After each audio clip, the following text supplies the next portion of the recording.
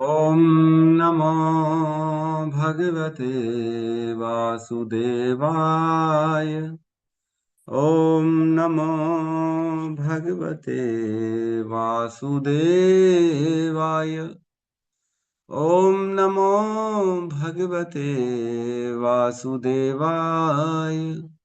यः स्वानुभावम् अखिलं श्रुतिसारमेकम् आध्यात्मदीपम् अतितीर्षितां तमोऽन्धम् संसारिणां करुणयः पुराणगुह्यम् तं व्याससूनम् उपयामि गुरुमुनीनाम्। नारायणं नमस्कृत्य नरं चैव नरोत्तमं देवीं सरस्वतीं व्यासं ततो जयमुदीरये।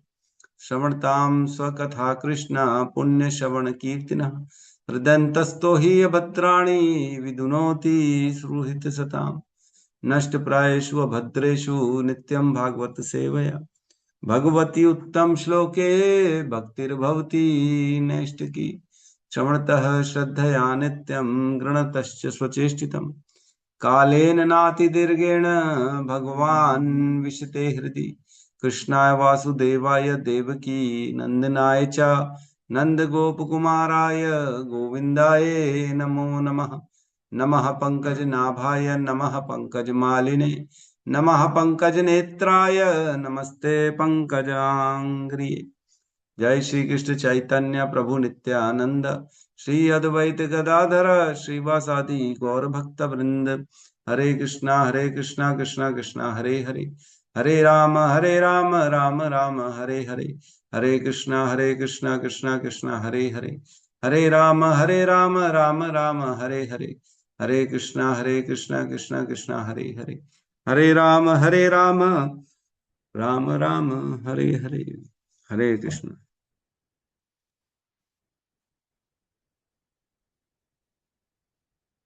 सभी का स्वागत है एक विशेष सत्र में। आज होली के उपलक्ष्य में हम आज प्रहलाद महाराज की जो है कथा करने का विचार किया है हमने, जो कि श्रीमद् भागवतम के स्कंद 7 में है ना।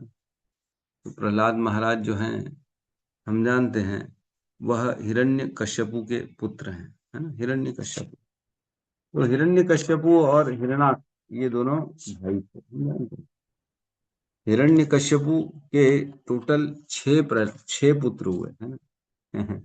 6 पुत्र हैं हिरण्यकश्यप के। एक है पहला संहलाद, फिर है दूसरा अनहुलाद, तीसरा है अहलाद, चौथा है शिबी, पांचवा है बशकला और छठा है प्रहलाद। तो ये 6 पुत्र हुए हिरण्यकश्यप। हम केवल एक ही के बारे में जानते हैं, है कि नहीं। ठीक है। तो बेसिकली हिरणाक्ष और हिरण्यकश्यपु ये दोनों पुत्र हुए, जो है दिति माता और जो है कश्यप मुनि के, है ना। कश्यप मुनि से जब दिति माता ने जो है गर्भ धारण के लिए विनती करी, तो शाम का संध्या का समय था। तो शाम के संध्या के समय कश्यप मुनि ने मना कर दिया कि ये समय उचित नहीं है शिशु के उद्देश्य से जो है संग करने का। लेकिन उनको तो जो है दिति को जो है संयम नहीं था, तो उन्होंने बोला नहीं नहीं भाई, हमको तो चाहिए चाहिए। तो इसी उद्देश्य से जब उन्होंने जबरदस्ती करी, तब जाके कश्यप मुनि ने कहा कि तुम्हें जो ये पुत्र होंगे, इससे यह महान असुर पैदा होंगे, है ना। तो ये पहले से ही उन्होंने बता दिया था। तब इनको 2 पुत्र हुए, हिरणाक्ष और हिरण्यकश्यपु। हिरणाक्ष जो था वो बड़ा भाई था और हिरण्यकश्यपु छोटा भाई था। हिरणाक्ष वही है जिसने पृथ्वी माता को अपनी कक्षा से उठा के नीचे रसातल में नीचे डाल दिया था। वो बहुत बड़ा असुर था। तो सबने देवताओं ने विनती करी, तब भगवान स्वयं आए वराह अवतार में, और उन्होंने रसातल से निकाला पृथ्वी को ढूंढ के, जो है सूंघ के। एक्चुअल में नीचे ना पूरा भगवान का पसीना है और नीचे थोड़ी गंदगी है नीचे के लोकों में। तो वहां पे प्रवेश कौन करेगा।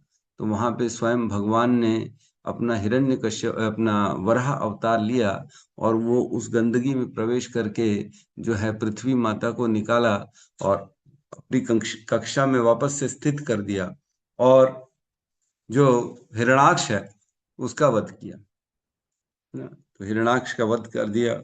ओ भगवान ने वराह ने हिरणाक्ष का वध कर दिया। तो जब हिरणाक्ष का वध हो गया तब जो है हिरण्यकश्यपु बहुत बड़ा जो है वो दुखी हो गया, उसका भाई चला गया।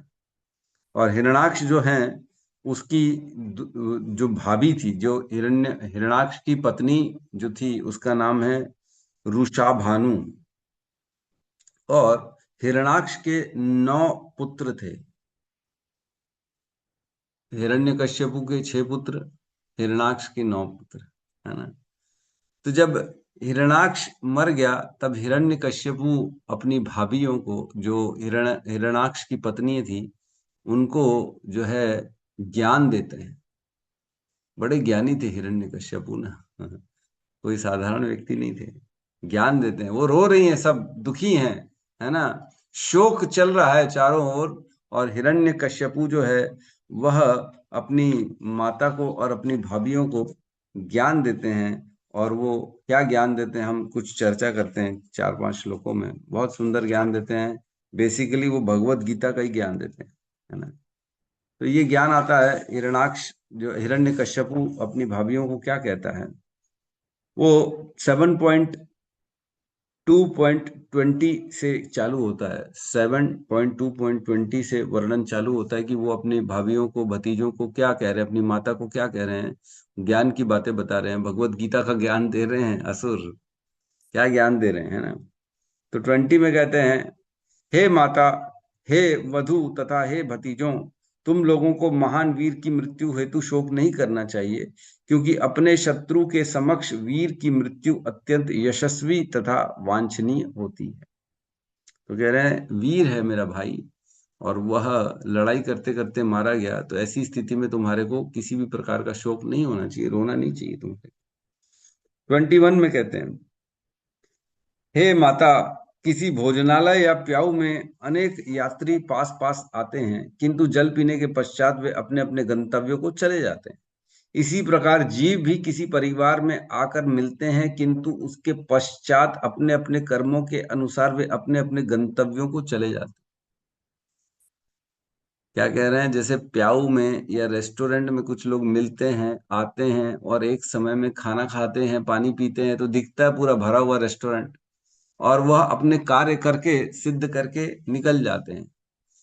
तो उसी प्रकार कोई व्यक्ति का जीवन होता है। एक घर में वो रहता है कुछ काल तक, उस घर में जो है सब आदान प्रदान करेगा और वो अपने आगे की यात्रा में निकल जाता है। तो इसमें इतना शोक करने की क्या आवश्यकता।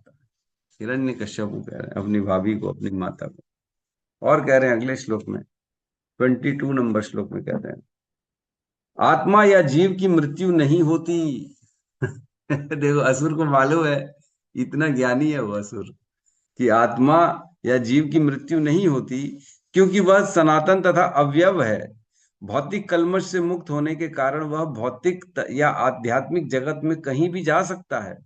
वह भौतिक शरीरों से पूरी तरह से सजग तथा उससे सर्वथा भिन्न है, किंतु अपनी किंचिन स्वतंत्रता का दुरुपयोग के कारण उसे भौतिक शक्ति द्वारा उत्पन्न सूक्ष्म तथा स्थूल शरीर धारण करने पड़ते हैं, और इस प्रकार उसे तथाकथित भौतिक सुख तथा दुख सहने पड़ते हैं। अतएव किसी भी मनुष्य को शरीर में से आत्मा के निकलने पर शोक नहीं करना चाहिए।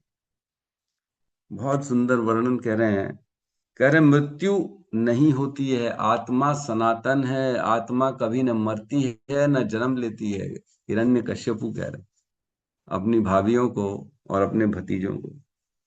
वो तो अपनी स्वतंत्रता और का दुरुपयोग करता है, इसलिए उसे सुख दुख भोगने पड़ते हैं। जो हम पढ़ते हैं भगवत गीता में वही ज्ञान तो ये दे रहे हैं कि आदमी के पास फ्री विल होती है, और फ्री विल के कारण वो नए कर्म बनाता है, और नए कर्म के कारण वो जो है सुख और दुख अपने जीवन में लाता है। अपने जीवन में सुख दुखों का कारण वह व्यक्ति ही है। वह जो कार्य करता है उसी से उसके जीवन में सुख दुख आते हैं। तो ऐसी स्थिति में मृत्यु के लिए शोक नहीं करना चाहिए। और क्या कहते हैं अगले 25 और 26 नंबर श्लोक में कहते हैं, 25 और 26 में कहते हैं, उसमें कहते हैं मोह के कारण वह शरीर तथा मन को आत्मा समझता है और लोगों को अपना पराया मानता है।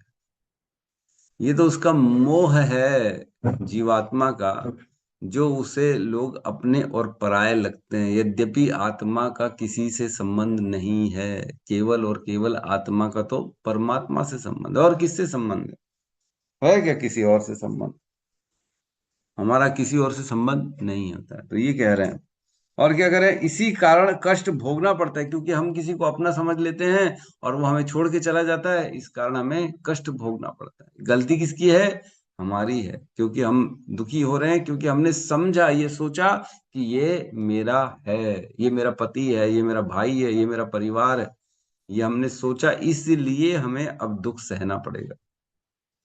इस प्रकार अनेक योनियों में जन्म लेना पड़ता है। हिरण्यकश्यपु कह रहे हैं कि अनेक योनियों में व्यक्ति जाता है, जन्म मृत्यु के चक्र में फंस जाता है। क्यों? क्योंकि वह अपना मानता है, और अपना मानता है तो कर्म का बंधन स्टार्ट हो जाता है, और कर्म का बंधन के कारण बार बार आना जाना पड़ता है। जो दिया फिर वो लेने आना पड़ेगा, फिर नए कर्म करेंगे, फिर नए कर्म बंधन हो जाएंगे, फिर दोबारा आना पड़ेगा जन्म लेके, फिर वह बंधनों को खत्म करने के लिए। जब आते हैं कर्म कर्म को बंधन को खत्म करने के लिए, तो नए कर्म बना देते हैं हम, फिर फंस जाते हैं। यही चक्कर हो जाता है। तो इस प्रकार हिरण्यकश्यपु ने शिक्षा दी अपने भाभियों को, और उन्होंने जो है शिक्षा सुनी इनकी जो है ना, और उन्होंने अपने भाभियों को कथा भी सुनाई, है ना। एक कथा सुनाते हैं, वो कहते हैं, कथा मैं सुना रहा हूँ आप लोगों को, है ना। उसमें कहते हैं, कुशीनगर नामक राज्य में सुयज्ञ नाम का एक विख्यात राजा था।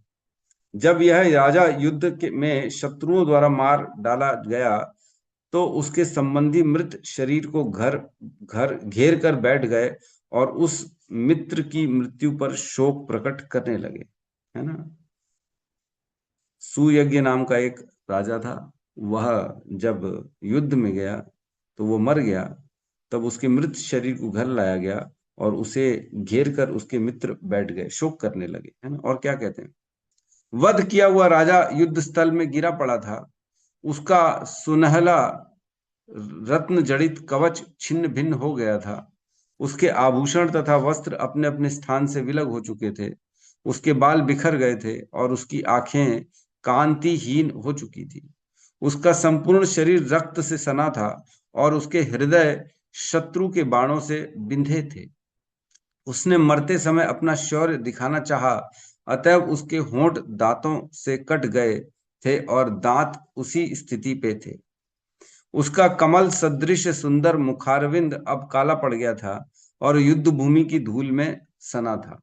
तलवार तथा अन्य हथियारों से युक्त उसकी भुजाएं कट कर टूट चुकी थी।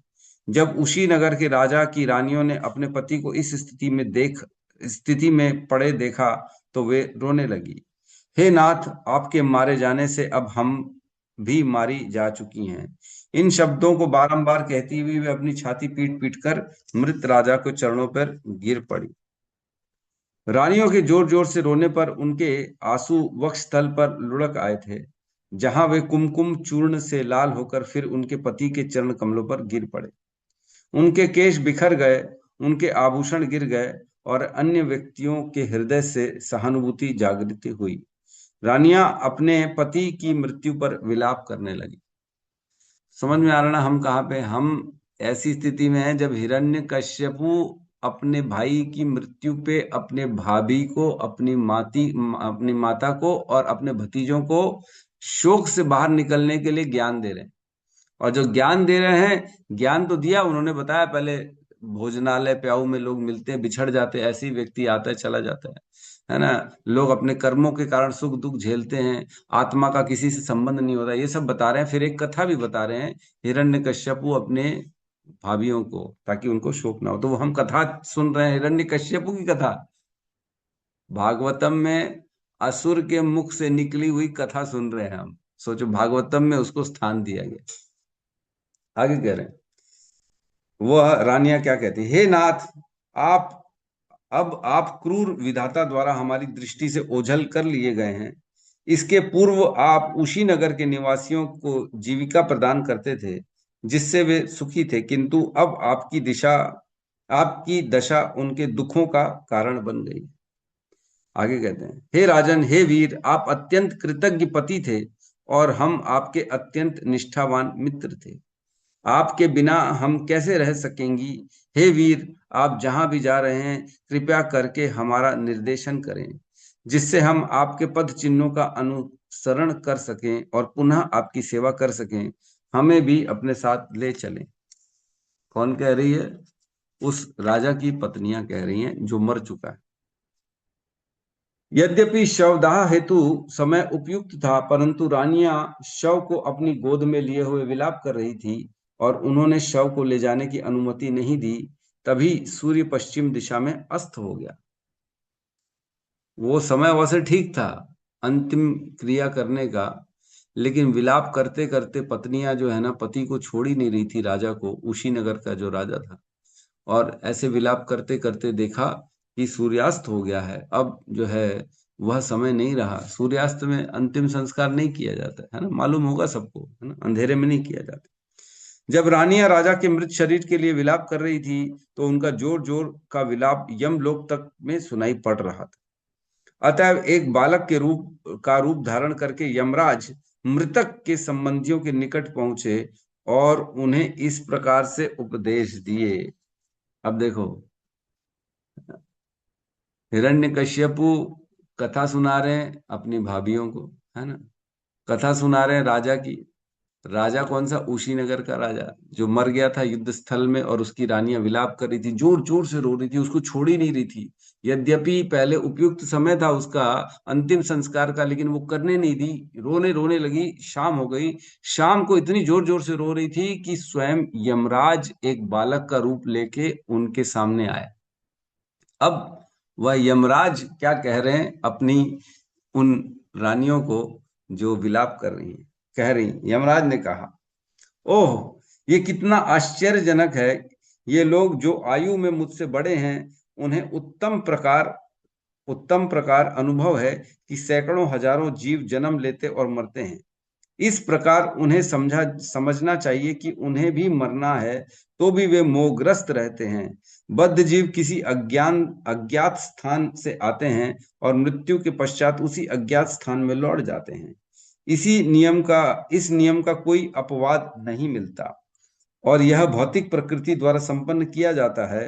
तो यह जानते हुए भी वे व्यर्थ शोक क्यों करते हैं? तो जब व्यक्ति जन्म लेता है, बढ़ता है, तो वह देखता है कि सभी मर रहे हैं, सभी को मृत्यु प्राप्त होती है। ये हर व्यक्ति जानता है। ऐसा कौन होगा जो नहीं जानता है कि मृत्यु नहीं होती? हर व्यक्ति को मालूम है मृत्यु होती है। मेरी होगी, मेरे घर वालों की होगी, मेरे बच्चों की होगी, मेरे पूर्वजों की हो चुकी है, मेरे पड़ोसियों की होगी, सबको हो रही है और होती जाएगी। धीरे धीरे धीरे धीरे सबकी हो जाएगी। ये सबको मालूम होता है। ये कह रहे हैं वो बालक। तो फिर क्यों विलाप करते हैं? आगे कहते हैं, यह कितना आश्चर्यजनक है कि इन वयस्क महिलाओं को उतना भी उच्चतर जीवन बोध नहीं है जितना कि हमको है। वो कह रहे हैं, निस्संदेह हम अत्यंत भाग्यशाली हैं, क्योंकि यद्यपि हम बालक हैं और अपने माता पिता के द्वारा जीवन संघर्ष करने हेतु असुरक्षित छोड़ दिए गए हैं, और यद्यपि हम अत्यंत निर्बल हैं, तो भी हिंस्र पशुओं ने न तो हमें खाया न विनष्ट किया। इस प्रकार हमें दृढ़ विश्वास है कि जिन पूर्ण पुरुषोत्तम भगवान ने हमें माता के गर्भ में भी सुरक्षा प्रदान की है, वे ही सर्वत्र हमारी रक्षा करते रहेंगे। अब वो यमराज जो है वो बालक का वेश धारण करके ज्ञान दे रहे हैं उन रानियों को। वो बता रहे हैं कि देखो, मैं कितना छोटा बालक हूं और मैं घूम रहा हूं। मेरे को पशु पक्षी कोई भी कभी भी मेरा वध हो सकता है, लेकिन मुझे मालूम है कि भगवान जिस प्रकार मेरी गर्भ में रक्षा किए थे, उसी प्रकार सदैव मेरी रक्षा भगवान ही कर रहे हैं। उस बालक ने स्त्रियों को संबोधित किया, हे अबलाओं, उन अविनाशी पूर्ण पुरुषोत्तम भगवान की इच्छा से संपूर्ण जगत का सृजन, पालन और संहार होता है। यह वेदों का निर्णय है। चर तथा अचर से युक्त यह भौतिक सृष्टि उनके खिलौने के तुल्य है। परमेश्वर होने के कारण वे इसको विनष्ट करने तथा इसकी रक्षा करने में पूर्ण समर्थ। तो भगवान स्वयं इस जगत का सृजन, पालन और संहार करते हैं, और यहाँ के जितने भी जीव हैं वह भौतिक सृष्टि उनके खिलौने के तुल्य है। जैसे बच्चा अपना चेस खेलेगा तो उसमें अपने हिसाब से किसको आगे पीछे करेगा, किसी को सजाएगा, अपने फिर बाद में हटा देगा। ये बच्चे के हाथ में होता है, वह जो खेल रहा है। उसी प्रकार भगवान इस सृष्टि में सबको लाते हैं, ले जाते हैं, मिलाते हैं, बिछाड़ते हैं। ये भगवान ऐसे ही खेलते जैसे कोई बच्चा खेल खेल रहा है। आगे कहते हैं, कभी कभी मनुष्य अपना धन सड़क पर खो देता है, जहां पर सभी उसे देख सकते हैं। फिर भी यह धन भाग्यवश सुरक्षित पड़ा रहता है और इसे कोई नहीं देख पाता। इस तरह जिस व्यक्ति ने इसे खोया था उसे वह वापस मिल जाता है। दूसरी ओर यदि भगवान संरक्षण प्रदान नहीं करते तो घर में अत्यंत सुरक्षित रूप से रखा होने पर भी यह धन खो जाता है। यदि भगवान किसी की रक्षा करते हैं तो उसका कोई रक्षक न होते हुए भी तथा जंगल में रहते हुए भी वह जीवित रहता है, जबकि घर में संबंधियों तथा अन्य व्यक्तियों के से रक्षित होते हुए भी मनुष्य कभी कभी मर जाता है, कोई उसकी रक्षा नहीं कर पाता। तो वह बालक जो यमराज जी है वो कह रहे हैं कि कभी कभी ऐसा भी देखा गया है कि हमारा धन खो जाता है।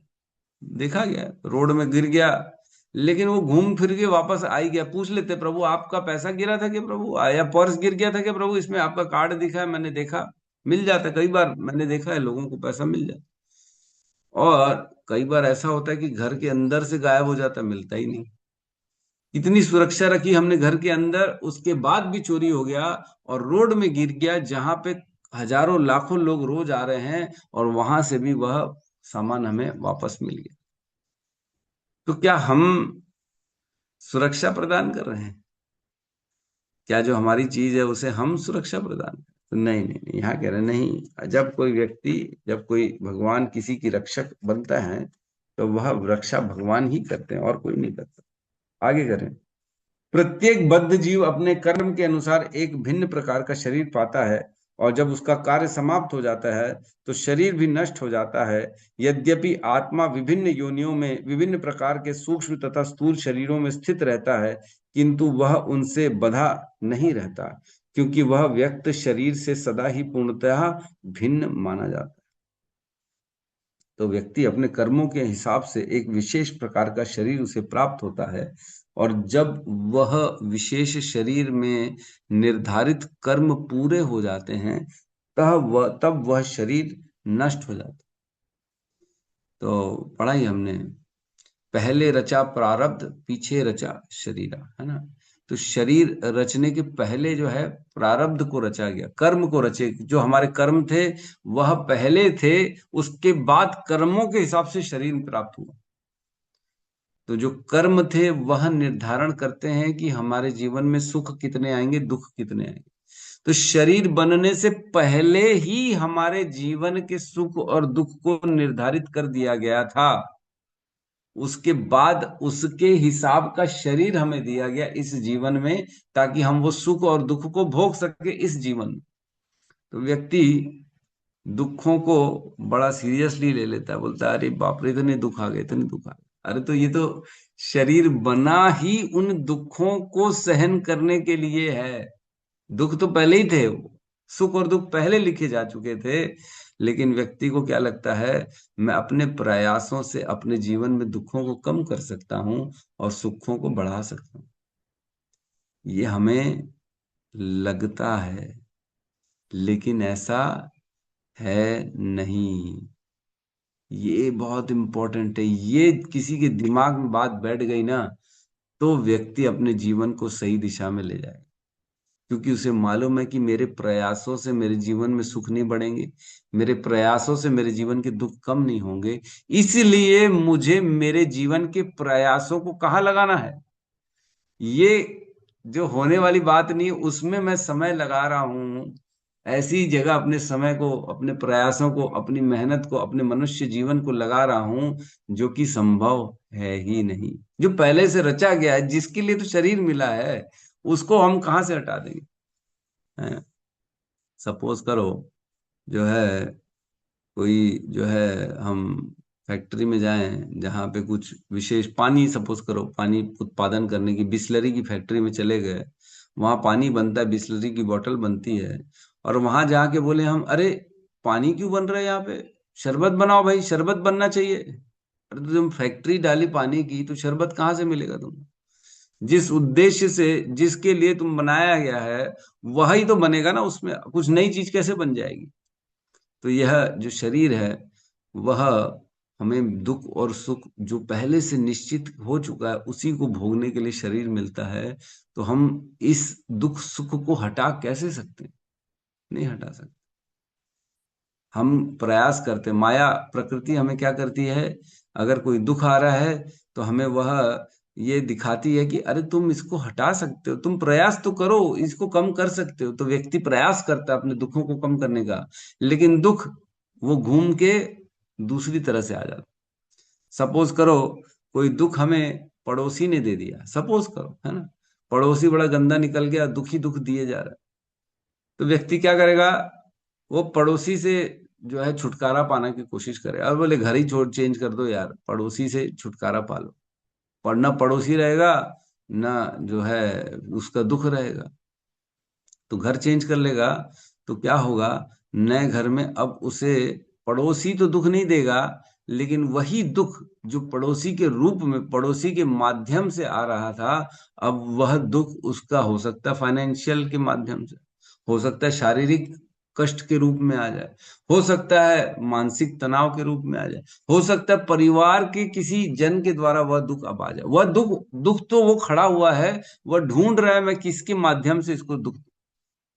सपोज करो, हमारा, अगर हमारा हाथ टूटना लिखा है ना, तो अब जो हाथ टूटने वाला कर्म है, वह व्यक्ति को ढूंढता है। किसी के हाथ टूटने थे, सपोज करो, है ना, तो वह व्यक्ति को प्रकृति देखती है कि ये क्या कर रहा है। वो गाड़ी चला रहा है, तो उसका एक्सीडेंट कर देगी ताकि उसका हाथ टूट जाए। सपोज करो गाड़ी नहीं चलाता, उसको गाड़ी नहीं चलानी, तो वो देखेंगे कि ये सीढ़ी से उतर रहा है, तो इसके पैर को अपन मोड़ देते हैं तो इसका हाथ टूट जाएगा, तो उसके पैर को मोड़ दिया जाएगा। या अन्य कोई घटना हो जाएगी, उसके हाथ के ऊपर ही कुछ गिर जाएगा, जिससे उसका हाथ टूट जाए। अब क्या कर सकते हो आप? हाथ टूटना लिखा है, तो वो हाथ टूट के ही रहेगा। हम कितने भी प्रयास कर लें, वो हटने वाला नहीं। हमें लगता जरूर है कि अरे मेरे प्रयासों से ठीक हो रहा है, लेकिन यद्यपि वह स्वरूप बदल के दुख हमारे जीवन में आ रहा है। ठीक है, आगे कहते हैं, जिस प्रकार एक गृह स्वामी अपने घर से पृथक होते हुए भी अपने घर को अपने से अभिन्न मानता है, उसी प्रकार बद्ध जीव अज्ञानतावश इस शरीर को आत्मा मान बैठता है। यद्यपि शरीर आत्मा से वास्तव में भिन्न है, यह शरीर पृथ्वी, जल तथा अग्नि के अंशों के संयोग से प्राप्त होता है, और जब वे कालक्रम में रूपांतरित हो जाते हैं तो शरीर विनष्ट हो जाता है। आत्मा को शरीर के इस सृजन तथा विलय से कुछ भी लेना देना नहीं रहता। जैसे एक आदमी अपने घर को अपना मानता है, चाहे घर से बाहर भी चला जाए, कुछ काल के लिए जॉब बाहर लग जाती है, तो भी घर, ठीक है, फोन करता रहता है, सब ठीक है घर में, क्या हाल चाल है, सब आ रहे हैं, सब माताएं हैं, तो सब बात कर लेते, मेड कहाँ गई तुम्हारी, मेड काम करती कि नहीं, ये हुआ कि नहीं, वो हुआ कि नहीं, सब चीज।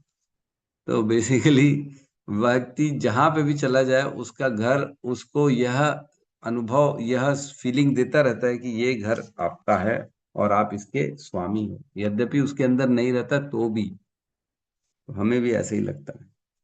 जिस प्रकार अग्नि काष्ठ में स्थित रहती है, किंतु वह काष्ठ से भिन्न अनुभव की जाती है, जिस प्रकार वायु मुंह तथा नथुनों के अंदर स्थित रहती है, किंतु उनसे पृथक अनुभव की जाती है, और जिस प्रकार आकाश सर्वत्र व्याप्त होता होकर भी किसी वस्तु से लिप्त नहीं होता, उसी प्रकार जीव भी भले, जो भले ही इस समय भौतिक शरीर में बंदी है, उसे शरीर का स्रोत होते हुए भी उससे पृथक है। एग्जाम्पल दे रहे हैं यमराज जी, है ना। जिस प्रकार लकड़ी में आग रहती है, जब हम लकड़ी में आग लगाते हैं तो लकड़ी तो जलती है, लेकिन लकड़ी अलग है, आग अलग दिखती है, दोनों में स्वरूप में भेद है।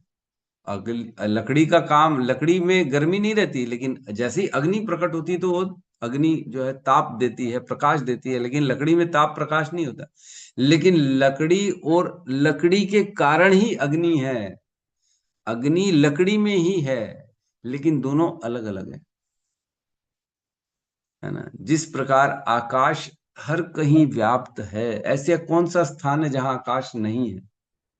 कोई ऐसा बता सकता है जिसको मालूम हो कि आकाश कहाँ नहीं है? हर जगह आकाश है, हर जगह। ये मोबाइल में, कैमरा में, हमारे अंदर बाहर, लकड़ी में, चेयर में, हम जो देखें उसके अंदर आकाश है। ये पूरा ब्रह्मांड, ये पूरी पृथ्वी आकाश में स्थित है। वायु आकाश में, आकाश से ही तो हमने देखा हर चीज बनी। आकाश से वायु, वायु से अग्नि, अग्नि से जल, जल से पृथ्वी, इस प्रकार हमने पढ़ा। तो आकाश सब जगह व्याप्त है, लेकिन आकाश किसी से भी टच होके उसका असर नहीं लेता, वो निर्लिप्त रहता है। आकाश किसी अन्य का गुण नहीं लेता, किसी और की जो है अवगुण नहीं लेता। आकाश निर्लिप्त रहता है, यद्यपि हर कहीं रहता है, लेकिन अछूता रहता है। उसी प्रकार आत्मा भी रहती तो इस शरीर में, लेकिन अछूती रहती, उसको इस शरीर से कुछ लेना देना नहीं। लेकिन हम हमारी अज्ञानता के कारण ऐसा सोचते हैं कि यह शरीर मैं हूं, यह शरीर मेरा है, ये मैं ही ये शरीर हूं। यमराज ने आगे कहा, हे शोक करने वालों, तुम सारे के सारे अल्पज्ञ हो। तुम जिस सुयज्ञ नाम के व्यक्ति हेतु शोक कर रहे हो, वह तुम्हारे समक्ष अभी भी लेटा है, वह कहीं नहीं गया। तो फिर तुम्हारे शोक का क्या कारण है? पहले वह तुम्हारी बातें सुनता था और उत्तर देता था, किंतु तुम लोग अब उसे न पाकर शोक कर रहे हो। यह विरोधाभासी आचरण है, क्योंकि तुमने वास्तव में उस व्यक्ति को शरीर के अंदर कभी नहीं देखा था, जो तुम्हें सुनता था और उत्तर देता था। तुम्हें शोक करने की आवश्यकता नहीं है, क्योंकि तुम जिस शरीर को हमेशा देखते आए हो वह तुम्हारे सामने पड़ा हुआ है। हम्म।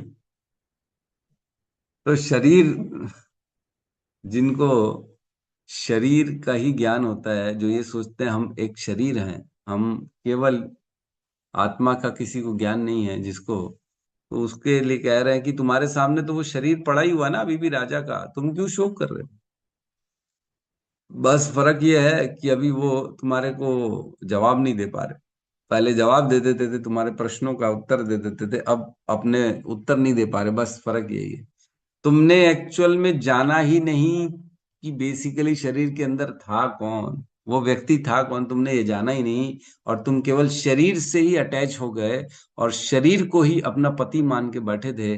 तो शरीर तो अभी भी तुम्हारे पास है, तुम्हारे गोद में है, तुम रो क्यों रहे हो?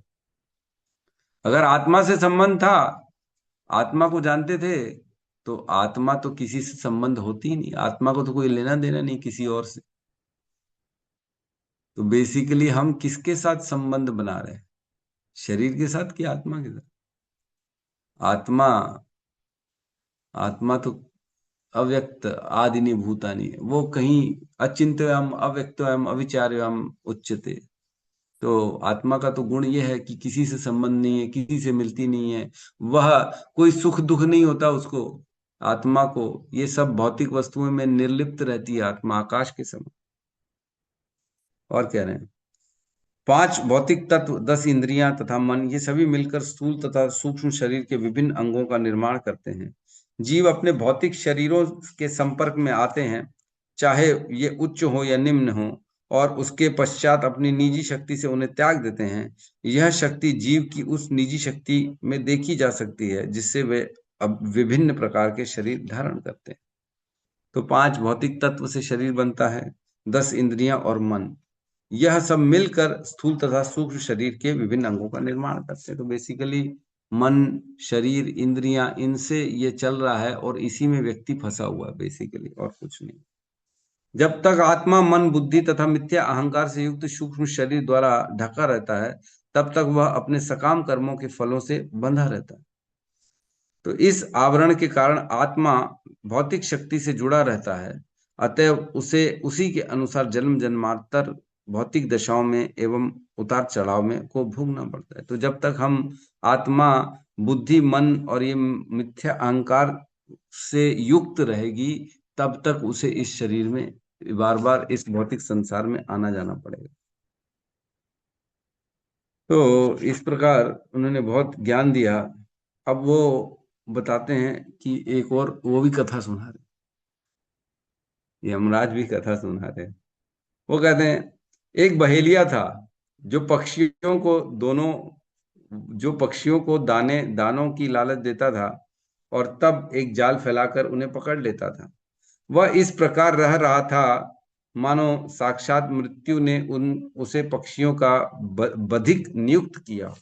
वो बस डेली वही करता था, सबको मार देता था, दाना रखता था, और पक्षी आते थे और मर जाते थे पकड़ में।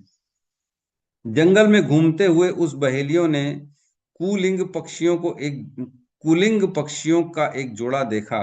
इन दोनों में से मादा पक्षी बहेलिया के प्रलोभन में आ गई। तो फिर जंगल में घूम रहा था, दो पक्षी होंगे, मादा और कूलिंग कौन सा है मेरे को नहीं मालूम, कौन सा पक्षी होता है। तो उसकी मादा जो है ना, वह उसके बहकावे में आ गई। आग कहते हैं, हे सुयज्ञ की रानियों, नर कुलिंग पक्षी अपनी पत्नी के को विधाता के चुंगल में अत्यंत संकट में पड़ी देखकर अत्यंत दुखी हुआ। स्नेहवश बेचारा पक्षी अपनी पत्नी को छुड़ा न सकने के कारण उसके लिए शोक करने लगा। एक्चुअल में बता रहे हैं, एक बहेलिया था, वो पक्षियों को दाना डालता था और लेके जाल में फंसा के ले जाता था। तो वो पक्षी उस बहेलिये को सोचते थे कि ये मृत्यु है। पक्षी क्या सोचते थे, ये मृत्यु, यही बहेलिया ही मृत्यु है जो आता है और ले जाता है सबको। तो एक दिन एक जोड़ा था, उसमें से एक मादा जो पक्षी थी वो उसके चुंगल में आ गई। तो नर पक्षी जो है, जो उसका पति था, वह व्याकुल होगा और वो देखने लगा और वह स्नेहवश ये सोचने लगा कि पत्नी को अब मैं उससे छुड़ा ना सकूंगा, है ना, आगे क्या करें। विधाता कितना क्रूर है, मेरी पत्नी असहाय होने से ही ऐसे विषम स्थिति में है और मेरे लिए विलाप कर रही है। भला विधाता इस बेचारी पक्षी को छीन कर क्या पाएगा, उसे क्या लाभ होगा। अब पति सोच रहा है वो बहेलिये के लिए कि वो मृत्यु है, वो मेरी पत्नी को ले जा रहा है, और वह पत्नी जो है वो सोच रही है कि मैं अब मृत्यु के जंगल में आ गई हूं, अब मैं इससे छूट नहीं सकती। तो दोनों बोल रहे हैं, इससे भला इसको क्या लाभ होगा, ले जाने से हमें मार के क्या फायदा होगा। और कह रहे हैं, यदि निर्दय विधाता मेरी अर्धांगिनी मेरी पत्नी को लिए जा रहा है, तो वह मुझे भी क्यों नहीं ले जाता। आधा शरीर लेकर और अपनी पत्नी की क्षति से संतप्त होकर मेरे जीने का क्या लाभ, मुझे इस प्रकार से क्या मिलेगा। अब वो पति सोच रहा है, जो पक्षी का, वो सोच रहा है ये मेरी पत्नी को ले जाएगा तो मैं अकेले कैसे जीऊंगा। व्यक्ति ऐसी सोचता है ना, मेरे घर परिवार वाले चले गए, हाय हाय मैं कैसे जीऊंगा। मेरे माता पिता, मेरी पत्नी, मेरे बच्चे, मेरे दादा दादी नाना नानी चले गए, मैं कैसे जीऊंगा, अब तो हमारा जीना मुश्किल है। तो वही बता रहे हैं, ऐसा कह रहे हैं। सोचो, पक्षी लोग भी ऐसा सोचते हैं। हम जो है इतने क्रूर है मनुष्य कि उनको दूसरों की फीलिंग के बारे में कोई जानकारी नहीं। हम लोग अपनी खुशी के लिए कैसे पक्षियों को मार मार के खा रहे हैं, अपना पेट भरने के लिए। मुर्गे मुर्गियां बकरे कट रहे हैं, लोग रोज मार रहे हैं। अन्य अन्य संप्रदाय के लोग तो गाय को काट के खाते हैं, गौ मांस खाते हैं। सोचो, पक्षियों जो पक्षी है, जो चिड़िया है, उसके अंदर भी फीलिंग है कि ये मेरी पत्नी ले जा रहा है और मेरी पत्नी मरने वाली, उसको भी मालूम है।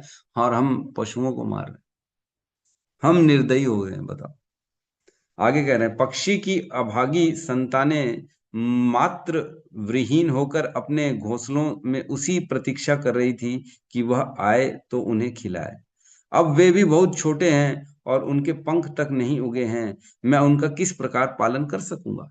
पति सोच रहा है, जो चिड़िया का मादा, मादा नहीं, नर नर पति, मादा तो फीमेल हो गई। तो वो सोच रहा है अब मैं बच्चों का पालन कैसे करूंगा, उनके पंख तो हैं नहीं, बेचारे उड़ नहीं सकते, वेट कर रहे वो हमारा। अपनी पत्नी की क्षति के कारण कुलिंग पक्षी आंखों में आंसू भरकर विलाप कर रहा था। तभी काल के आदेशों का पालन करते हुए अत्यंत सावधानी से दूर छिपे बहेलिये ने अपना तीर छोड़ा, जिससे कुलिंग पक्षी के शरीर को भेद कर उसे मार डाला। तो ये सोच ही रहा था, उसके बाद देखा गया कि वह पक्षी को भी उस बहेलिये ने मार दिया। इस प्रकार छोटे बालक के वेश में यमराज ने सभी रानियों को बताया, तुम सब भी इतनी अल्पज्ञ हो कि तुम शोक कर रही हो, किंतु अपनी स्वयं की मृत्यु को नहीं देख रही हो। अल्प ज्ञान के वशीभूत होकर तुम यह नहीं जानती हो कि यदि तुम सैकड़ों वर्षों तक भी अपने मृत पति के लिए शोक करो, तो भी तुम उसे जीवित वापस नहीं पा सकती, और तब तक तुम्हारा जीवन समाप्त हो जाएगा। तो बता रहे हैं जिस प्रकार वो पक्षी जो था, वह अपनी पत्नी को देख के केवल शोक पे शोक पे शोक पे शोक किए जा रहा था, और इतने में इतना समय हो गया कि बहेलिये की नजर उस पक्षी में भी पड़ गई, और बहेलिये ने में उस पक्षी को भी मार दिया। कहने का अर्थ यह है कि हम केवल समय इसी में बर्बाद कर देंगे कि ये चला गया हाय हाय, वो चला गया हाय हाय, हाय हाय हाय हाय हाय करते रहेंगे, तो एक दिन हम भी चले जाएंगे। और हम भी चले जाएंगे तो जीवन का क्या उद्देश्य, पूरा समय तो बर्बाद हो गया। कह रहे हैं हजारों हजारों लाखों लाखों साल तक भी अगर तुम रोते रहोगे, तो भी जो मर चुका है उसे जीवित नहीं कर सकते। तो जब मालूम है हमारे विलाप से कुछ नहीं होना है, तो हम समय को नष्ट क्यों करें। बेहतर है हम अपने समय को सही जगह लगाएं, जहां से कुछ हम अपने जीवन के जो है उद्धार कर सकते हैं। तो हिरण्यकश्यपु ने कहा, आगे यहाँ तक कहानी समाप्त हो गई। अब हिरण्यकश्यपु वापस कह रहे हैं, जब यमराज इस प्रकार छोटे से बालक के वेश में सुयज्ञ के मृत शरीर को घेरे हुए समस्त संबंधियों को उपदेश दे रहे थे, तो सभी जन उनके दार्शनिक वचनों को सुनकर आश्चर्यचकित हो गए। वे समझ सके कि प्रत्येक भौतिक वस्तु नाशवान है, वह सदा विद्यमान नहीं रह सकती। अब वापस राजा की बात बता रहे हैं, जिस राजा की पत्नियों ने राजा के सर को अपने गोद में ले लिया था और उसका अंतिम संस्कार करने नहीं दिया था, जहां पे यमराज जी बालक के रूप में आए और उनको कथा सुनाए। अब बता रहे हैं कि वे रानियों के बारे में, कि वे अब समझ गई कि भौतिक वस्तुएं सारी नाशवान हैं, वह सदा विद्यमान नहीं रह सकती। तो इस ऐसे जब राजा सूयज्ञ के संबंधियों ने अंत्येष्टि क्रिया संपन्न की, तब जाके फिर उन्होंने उनकी अंत्येष्टि जो क्रियाक्रम थे, वह सारा का सारा उन्होंने यह कर पाया। तो इस प्रकार जो है हिरण्यकश्यपु तथा हिरण्याक्ष की माता दिति ने अपने पुत्र वधु हिरण इसी प्रकार हिरण्यकश्यपु की बातें सुनकर हिरण्याक्ष की पत्नियां और हिरण्यकश्यपु हिरण्याक्ष की माता दिति और उनके पुत्र हिरण्याक्ष के पुत्र, ये लोग को थोड़ा सा जो है ढांढस बंधाया और उनको ज्ञान दिया कि अब तुम भी इसे जाने दो। जिस प्रकार वो राजा की पत्नियां अपने पति को नहीं नहीं रोक सकी, वह पक्षी अपनी पत्नी को नहीं रोक सका, केवल विलाप में उसने क्या किया, अपने समय को व्यर्थ कर दिया। इसी प्रकार आप भी अपने समय को व्यर्थ कर दोगे। तो इस प्रकार हिरण्यकश्यपु ने अपने परिवार वालों को भगवत गीता का ज्ञान दी। तो कितना बड़ा ज्ञानी है देखो, हिरण्यकश्यपु कोई छोटा मोटा आदमी नहीं है, पूरा ज्ञान ही था। इतनी ज्ञान की बातें बता रहा है, क्या उसे ये नहीं मालूम है। वो फिर भी अपने आप को क्या समझ रहा है कि मैं भगवान समय, अपने आप को इतना शक्तिशाली बनाना चाहता है कि बस बोले मैं विष्णु का वध कर दूंगा। तो एक्चुअल में असुर में और सुर में भेद क्या होता है। असुर कौन होता है, हिरण्याक्ष असुर लग रहा है क्या, इतना ज्ञानी है। बोलते ना रावण बड़ा ज्ञानी था, रावण जैसा ज्ञानी कोई नहीं था। तो हिरण्यकश्यपु जैसा ज्ञानी था क्या कोई, वो भी तो ज्ञानी है।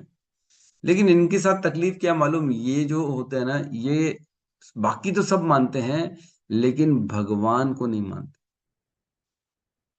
5 चीजें बताई गई हैं भगवत गीता में, जीव, ईश्वर, काल, कर्म और प्रकृति। ये 5 चीजों का टोटल नॉलेज दिया हुआ है भगवत गीता में। जो भी व्यक्ति इन पांचों में से केवल ईश्वर को हटा देता है, वो असुर है। जो भी ईश्वर को नहीं मानता वो असुर है। यद्यपि उसे अन्य चारों का भले पूरा ज्ञान क्यों ना हो, लेकिन वो असुर कहलाएगा अगर वो भगवान को रिजेक्ट कर देता है। तो इसी प्रकार हिरण्यकश्यपु जो था, वह भगवान को रिजेक्ट किया। बाकी तो सब ज्ञान ले लिया, काल कर्म प्रकृति जीव सब का ज्ञान ले डाला, लेकिन भगवान को ही रिजेक्ट कर दिया कि ये सब भगवान की अध्यक्षता में होता है, वो ये नहीं मान रहा, इसलिए वो असुर हो गया। तो हिरण्यकश्यपु असुर हो गया। तो हिरण्यकश्यपु ने बहुत गहरी तपस्या करी और उन्होंने ब्रह्मा जी को प्रसन्न कर दिया।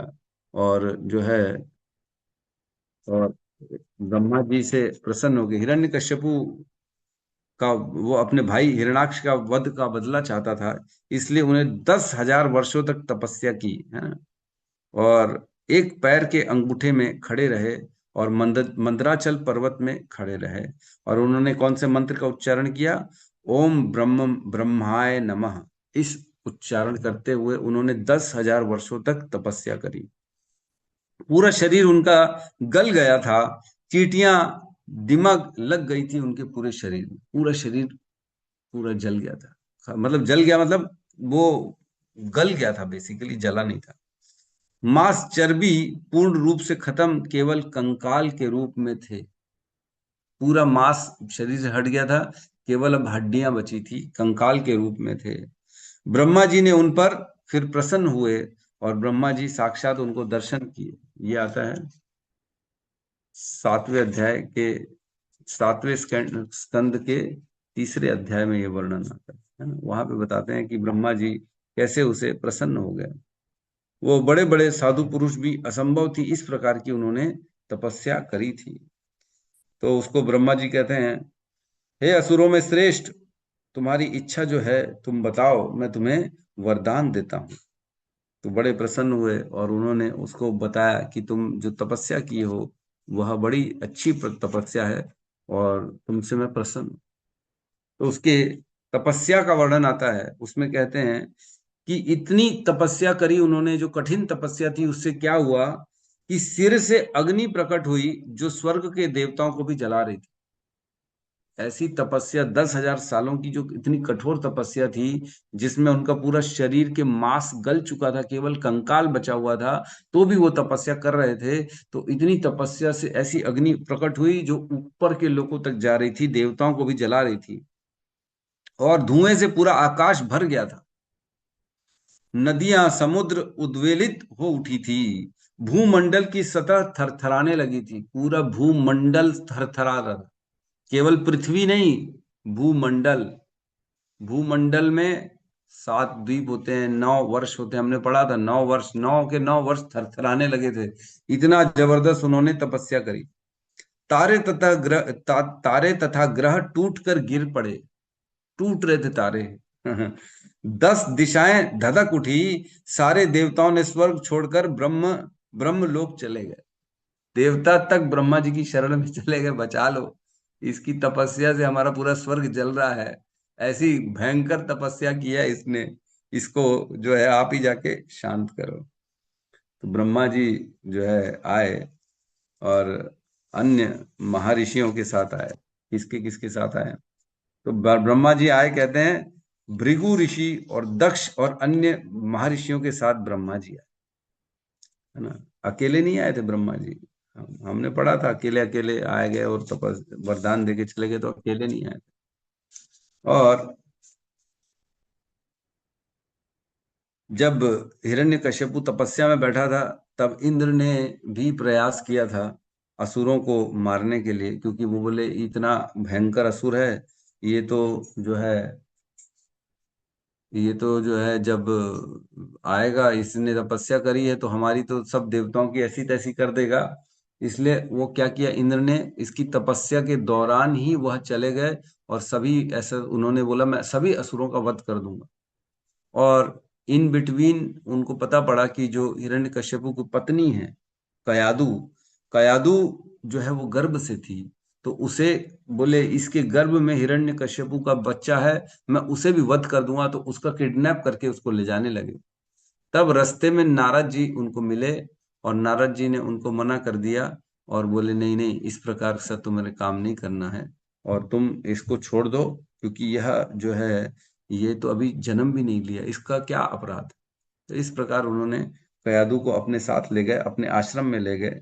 कयादू वहां सेवा कर रही थी तथा उपदेश सुनती थी। धर्म तथा दिव्य ज्ञान का विषय उन्होंने समझाया नारद जी ने। और माता कयादू सब भूल गई, परंतु प्रहलाद महाराज को याद था।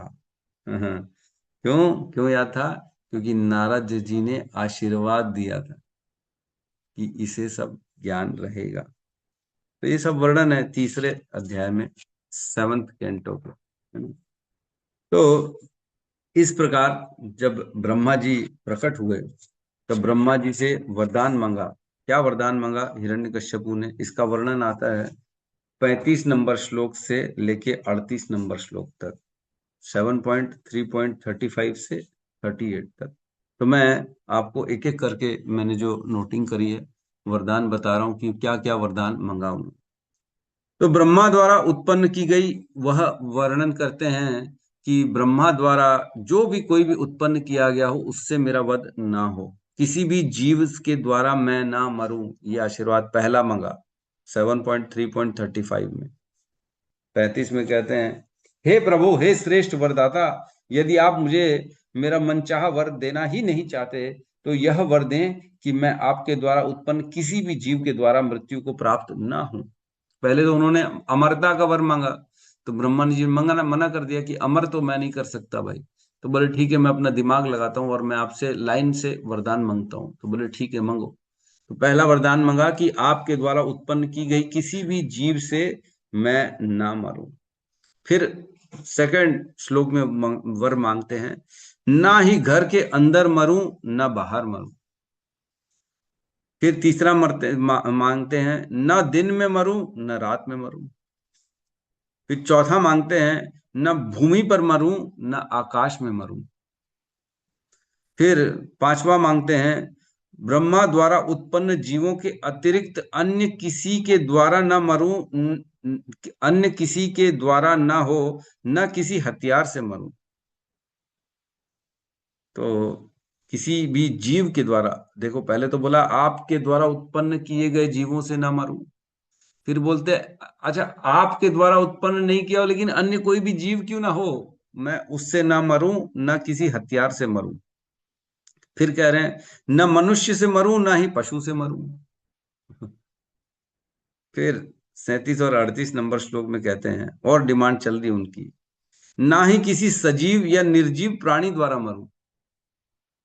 सजीव प्राणी या निर्जीव प्राणी द्वारा भी ना मरूं, मतलब वस्तुओं द्वारा ना मरूं। पता लगा पहाड़ गिर गया उसके सर पे, तो वो तो कोई प्राणी नहीं है ना, प्राणियों से भी ना मरूं। फिर कह रहे हैं, ना ही किसी देवता या असुर द्वारा मरूं, देवता असुर से भी ना मरूं। ना ही किसी अधोलोक में, अधोलोक के किसी सर्प द्वारा मरूं। ऐसा नहीं है कि पता लगा नीचे का कोई लोक का स्वर्ग सर्प आके मेरे को काट दिया तो मैं उससे मर, जैसे तक्षक नाग मार दिया था, तो वो भी ठीक है, कैसे भी ना मरूं। और कहते हैं, ना ही 12 महीनों में मरूं, 12 महीनों में भी ना मरूं। ये तो उन्होंने मंगा कि मैं ना मरूं ना मरूं ना मरूं ना मरूं ना मरूं।